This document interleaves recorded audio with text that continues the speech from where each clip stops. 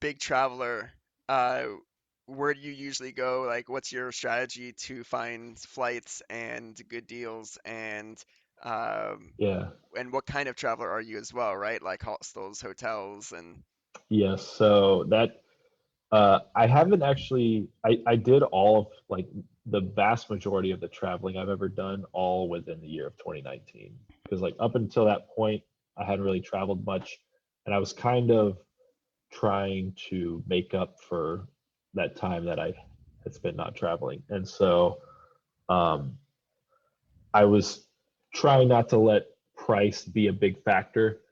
And so, but at the same time, I didn't want to blow through my entire travel budget. I had like a set fixed amount of money that was in my checking account, and my rough goal was as soon as that money was all gone, that was when my travel phase was done.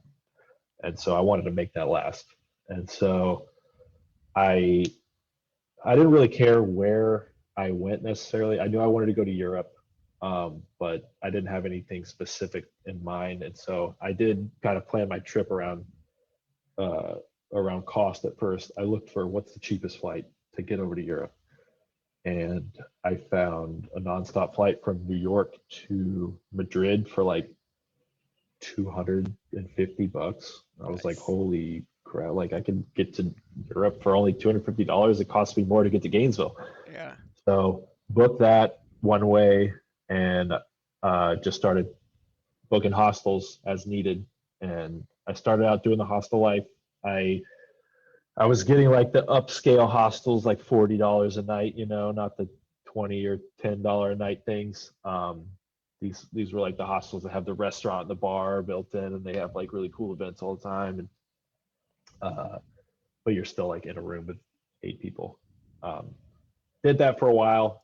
I was in Europe for a couple months, and toward month 2, I was like getting real tired of the hostel life, like because I'm there. I'm 29 years old, and I'm hanging out with a bunch of like 22-year-old like gap year people, or like I guess like 18-year-old gap year people, and like 22-year-old Mm. just graduated college. I'm not ready to do a job yet, and like I was struggling to relate to this crowd. Like I was trying to hang, and it was destroying my liver in the process. But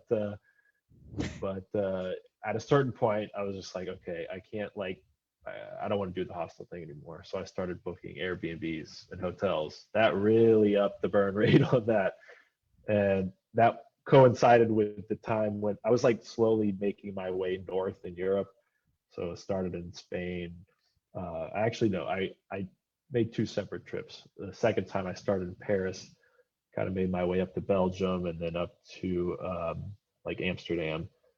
And the further north you go, the more expensive it gets. Next thing you know, I'm in Scandinavia. I'm like in Norway. Everything's like ridiculously expensive. Then I go to Iceland, and it's like just as expensive for everything. Like a hostel there, I was staying at these like, it was kind of like a, not quite a hostel, not quite a hotel. Like there were some communal spaces, but you had a private bedroom, and it's like 120 a night for one person, Mm. and every meal is like 25, $30.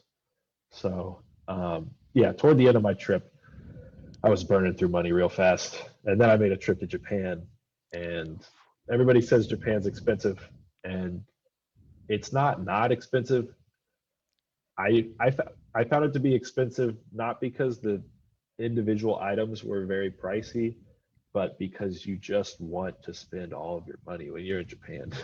Like everything's so amazing. You're just like, please take more of my money.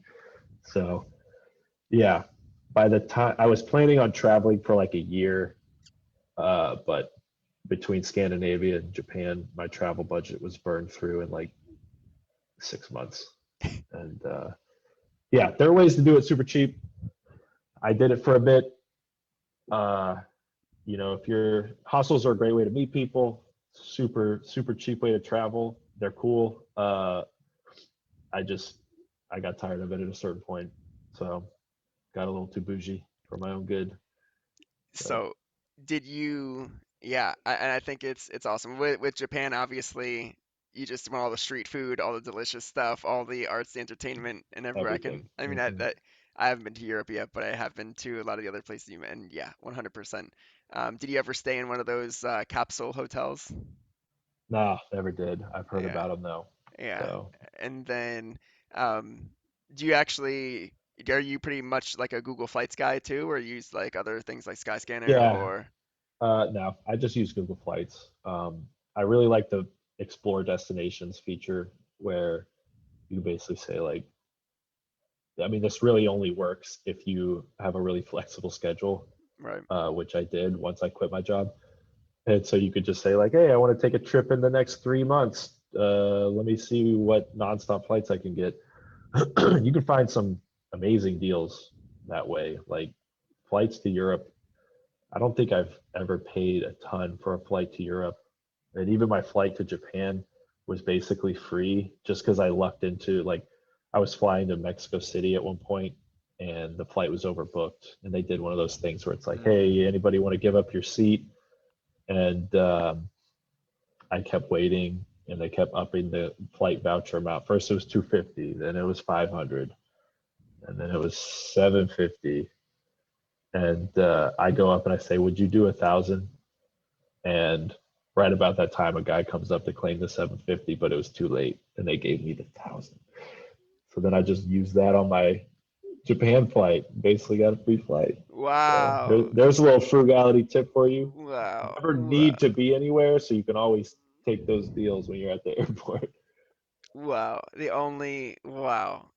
It's happened to me randomly when I was like going to Boston for school, flying back and forth from California, where Mhm. they've done that like exactly how you're talking about, but that also those coupons usually last a year.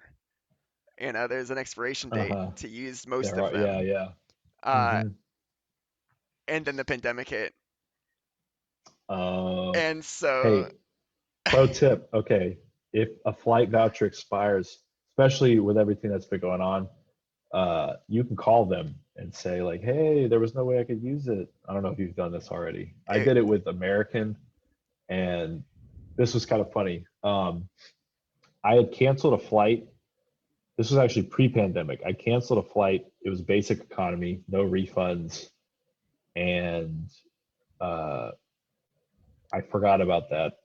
And then fast forward to a couple weeks ago, I'm like on American's website and I see this flight voucher I have has expired from 2019. I'm like, what? What was that? Oh, that's maybe I should call them and see what's going on. So I called them up and I'm like, hey, I couldn't use that flight voucher. The pandemic happened. Like, can I get it back? And they look into it and they're like, actually, you canceled a basic economy flight. Like you were never supposed to have a flight voucher, but we'll go ahead and give it to you. I'm like, oh, okay, that works for nice, me. So then nice. I always thought when you call an airline about something like that, they're just gonna be like, nope, sorry, like we have the terms. If it expires, it expires. Like we do not care. Like we're not gonna help you at all. But they were super accommodating. You gotta take your shot. Take your shot. Yeah, for Nice. sure. And yeah, and so how about we kind of break into some of like the shopping?